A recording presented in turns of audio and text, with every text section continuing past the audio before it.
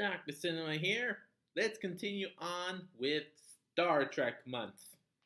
Now, so far this month, we've mainly focused on the OG Star Trek crew, both the William Shatner line of actors, as well as the Chris Pine line of actors.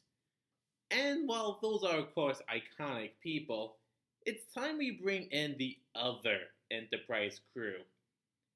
No, not the one from the show Enterprise, not from Voyager, Deep Space Nine, Discovery, Capcom. There are so many shows. How about Star Trek Next Generation? Star Trek Next Generation is personally a show I really like, especially with all the crew involved. However, they've gotten fewer movies than the OG crew.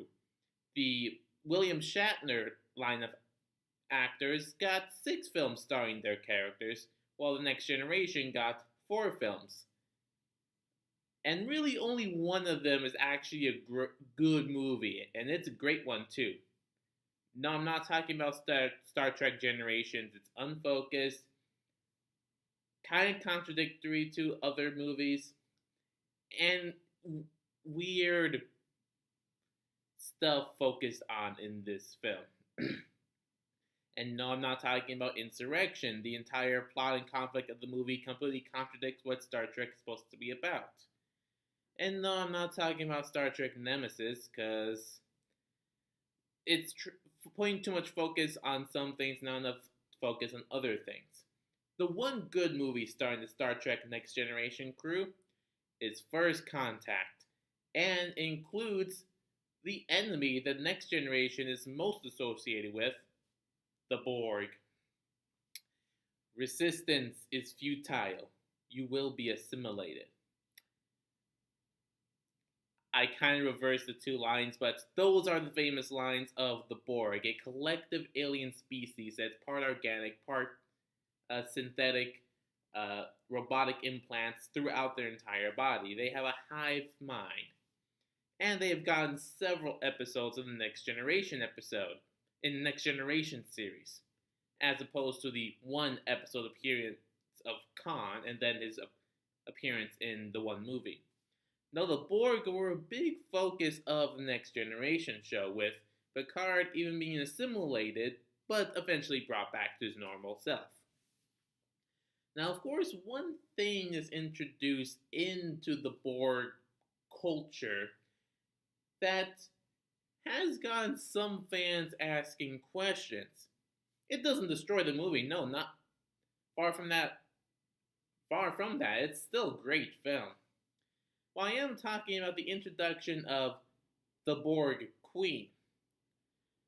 In the Next Generation show, the Borg, like I said, are presented as a hive mind with no signs or characteristics of individuality.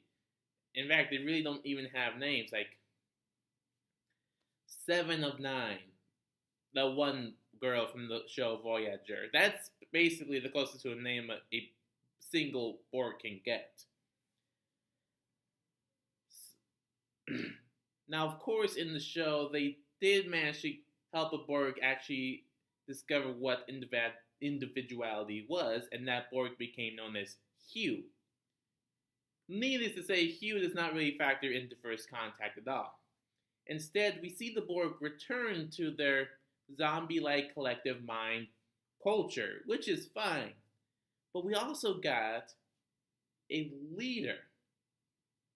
Now, in the show, the real closest to a leader the Borg ever got was when they assimilated Captain Picard, and he became known as Locutus.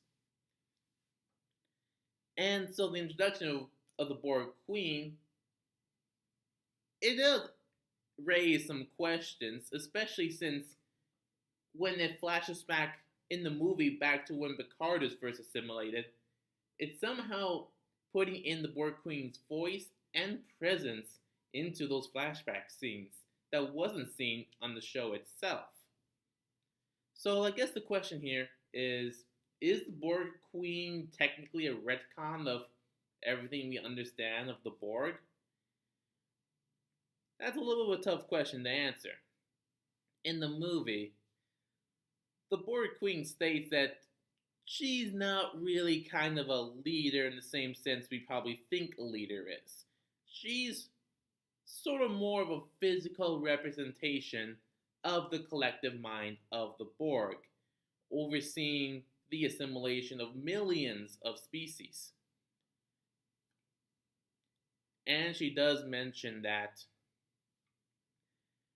humans were once, the Borg were once like humans, but they have brought themselves closer to perfection.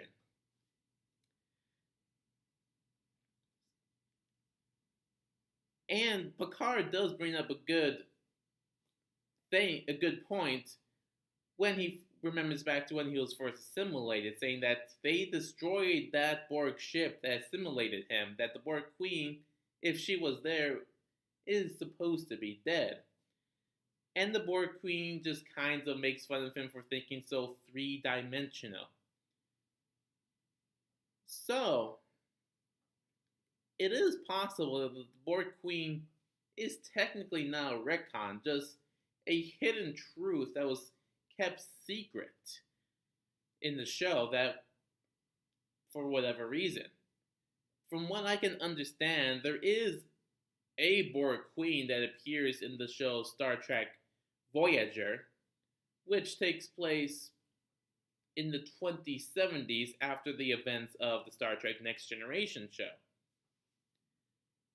So, well, from what I can understand, the Borg Queen as seen in the show Voyager may not actually be the exact same Borg Queen, but still a Borg Queen. But this does raise also the ultimate question: does the Borg Queen retcon everything we've known about the Borg from the show prior to the movie being released? I'm going to go with no. I mean, from what we can tell, the Borg were at once like completely organic beings and have some sort of sense of individuality all the way back then, but now, as we've seen them in the 24th century, part organic, mainly cybernetic beings that, well, mostly a hive mind collective, apparently still sees the need for some sort of representation of their collective mind in some more physical form. In the show, that was briefly seen with Locutus, the Picard Borg drone. In the movie, it's with the Borg Queen, which is really meant to be shown more as a physical representation of the collective mind, just helping make sure that their agenda is going on as planned. So, I guess what I'm trying to say is, well, the Borg Queen's presence in Star Trek First Contact is a little bit curious to look at. I ultimately don't really think it's really a retcon at all, but rather a intriguing reveal and insight into the Borg species itself. That's how I choose to look at her presence in Star Trek First Contact.